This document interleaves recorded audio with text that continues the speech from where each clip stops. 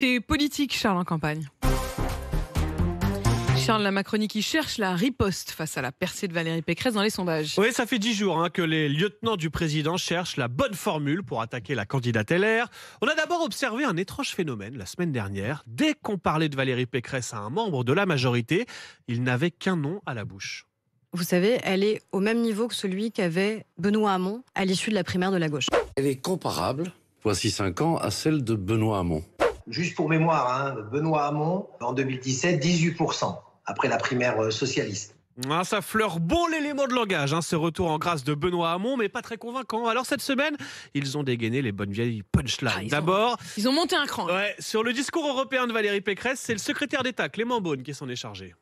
Elle ne peut pas être un jour Zemmour-Ciotti, le lendemain Macron, Delors. Ça ne marche pas comme ça. Elle affirme qu'elle a une très grande constance dans ses propos. La seule constance, c'est la vitesse du vent qui tourne.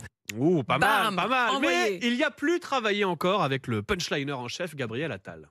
Ce qu'elle dit aujourd'hui par rapport à ce qu'elle a pu dire il y a 10 ans le montre assez bien. C'est qu'elle a la fébrilité comme moteur et l'hypocrisie comme carburant. Oh, le moteur, Boum, le carburant, prends-toi ça. Ouais, ça c'est écrit, c'est bien préparé. Bon, ça c'est les attaques sur le discours, mais il y a aussi les tacles sur le style Pécresse. Et là, c'est Gérald Darmanin qui était à la manœuvre.